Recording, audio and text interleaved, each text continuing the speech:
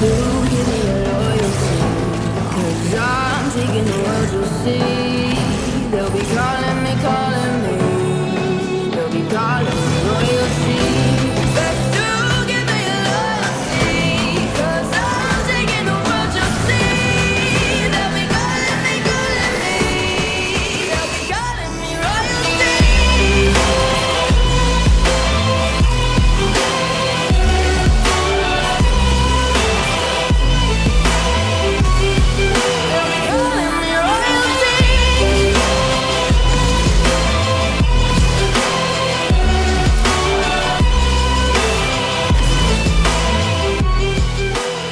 Grendel Prime. What if I told you that the hungriest Warframe in the entire game is also one of the most broken frames at level cap? Yeah, the big boy, Grendel Prime.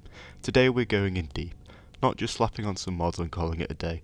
I want you to genuinely understand this frame, ability by ability, synergy by synergy, so that when you drop into level cap Void Cascade run, you know exactly what you're doing and why. Grendel Prime isn't just tanky, he's a self-sustaining, crowd-controlling, damage-amplifying monster that gets stronger the more enemies the game throws at him, and at level cap, the game throws a lot. Let's eat. First up is his passive ability. Grendel gains 250 armor for each enemy in Grendel's stomach, up to a maximum of 5 enemies totaling 1250 armor. The indicator for this is at the bottom right of the screen. Starting off strong with his first ability, Feast. This allows Grendel to eat his enemies. Once eaten, they reside in Grendel's stomach, which allows Grendel to benefit from his passive ability. Enemies inside Grendel take toxin damage over time. The ability is fairly cheap at 25 energy, but does require line of sight for enemies to be consumed. You can also hold down the ability whilst enemies are in your stomach, which deals massive toxin damage. Bear in mind that some enemies can't be eaten, for example enemies with overguard or some enemies affected by other Warframe abilities. Here's a quick list on screen if you want to pause and read. Moving on to Nourish, arguably the strongest Helminth option in the game due to its versatility, but on Grendel it gets even better. Grendel can only cast Nourish if he has an enemy in his stomach. Upon cast, the enemy in your stomach takes damage, but in return you gain an AoE viral wave that occurs every time you take damage. This effect scales with range and procs 10 stacks on viral upon the enemy. You also gain an energy multiplier, you get viral added onto your weapons, and on top of that you also gain health upon cast, and of course you can cast these buffs to your teammates. Well, minus the gain health on cast, but you get what I mean. Now his third ability is unfortunately a bit of a letdown, so it is a Helminth option. His third is very fun to use, but not for this build. For this build we want Grendel to be as strong as possible, and for that reason we are using Raw. Raw is Rhino's Helminth. It acts as a final multiplier for damage, and this affects both weapons and abilities. Moving on to Grendel's fourth ability, Regurgitate, the main focus of the build. Regurgitate allows Grendel to, surprise surprise, regurgitate an enemy in Grendel's stomach for huge toxin damage in a small radius. This obviously pairs well with Feast, which allows you to eat enemies. Another bonus with Regurgitate is that with enough ability strength you can completely armor strip enemies. Right, so now that we understand Grendel's abilities, let's dive into the build on how I play Grendel at level cap Void Cascade. First up is of course Grendel. Now for our aura mod, we are using Growing Power. Honestly, out of everything modded, this is the most flex slot. I like the extra strength it gives. You can use whatever you want here, to be honest. Now, of course we're using Prime Sure-Footed because not being on your ass is a huge DPS increase. If you don't have this, then either Power Drift for more strength, Cunning Drift for more range, or Handspring to get up on your ass faster. Or if you like Parkour Velocity way too much, you can also slot that here as well. Right, so I am using the Try Umbral mod set. Now I know this is a heavy investment given the Umbral mods, but hear me out, you won't regret this decision. Utilising all three mods gives Grendel strength, armour and health, and also as more Umbral mods fitted, the more potent they become. Now this pairs extremely well with our Arcane, which I'm sure you've already recognised on the right hand side of the screen. To absolutely no one's surprise, we are using Arcane Persistence. This Arcane is actually so broken and actually makes health tanking viable at level cap. Using Arcane Persistence we lose all of our shields, but now we only take a maximum of 500 damage per second in a single damage instance if our armour is 700 or above. Pair this with our massive health pool and it'll take a couple of hits to take Grendel down. We're able to reach the required armour stat easily thanks to the Triumbral set. Now, if you remember Grendel's passive, it gives armour based on the enemies in his stomach. So surely there's no need to run Umbral Fibre here, is there? Well, you do have a fair point, however that would mean that you would need at least a few enemies in your stomach at all times to benefit from Arcane Persistence, which means that chances are, especially in high levels, it wouldn't permanently be active. So I like to use Umbral Fibre mainly for comfort.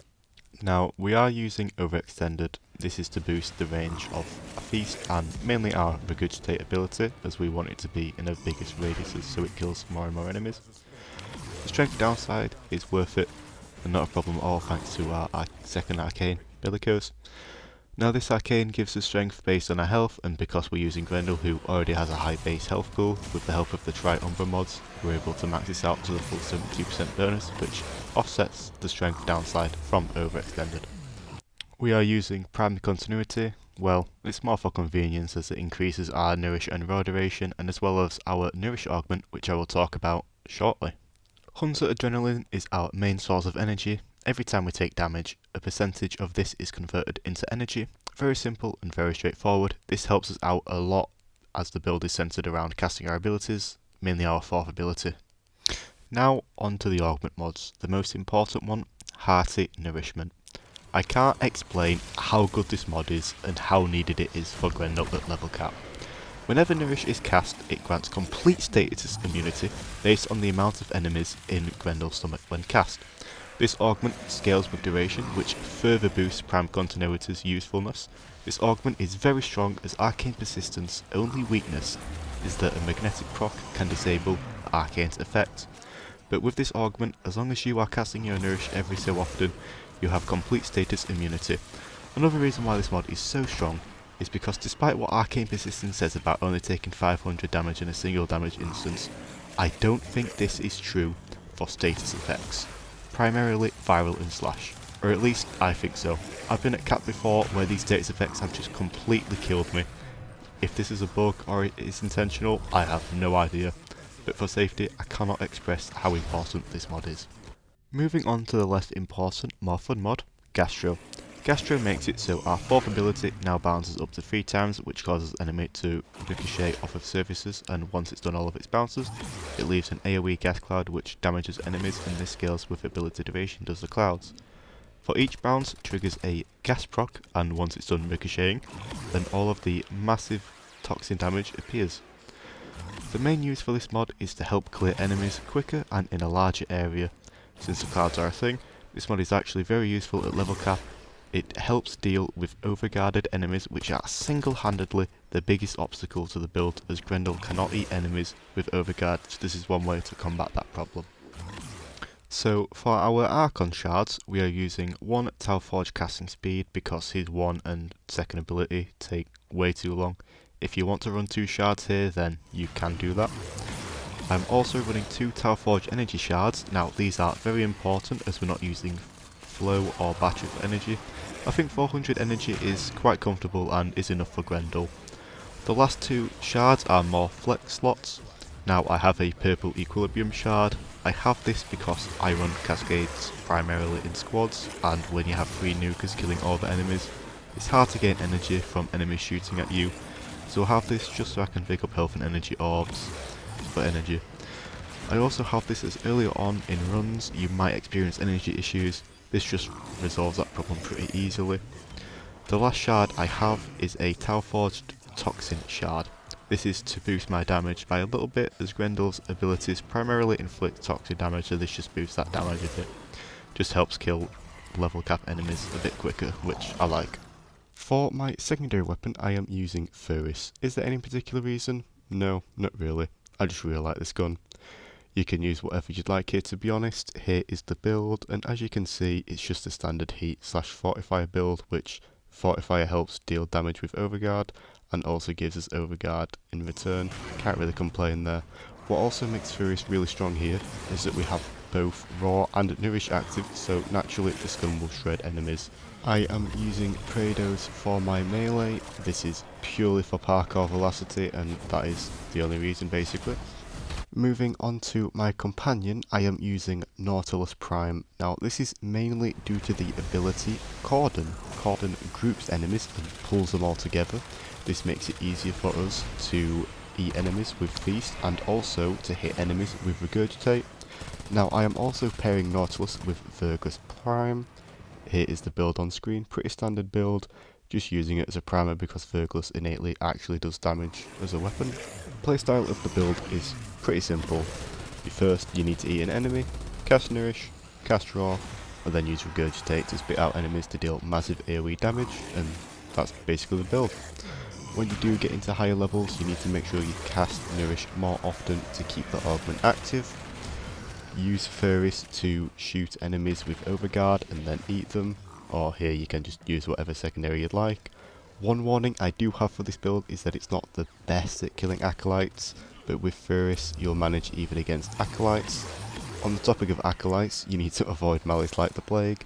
He has an ability that just reflects any damage you do to him, which will just completely kill you. It just ignores persistence. There's also a bug around Malice where he can disable your arcane persistence. The only way I've found to fix this is to just fully die and then respawn. Well, now you know how to build Grendel for level cap Cascade. If you've made it this far into the video, then thank you for watching. I'm aware this build probably isn't the most min-max build for Grendel, but it's a build which suits my playstyle and I like.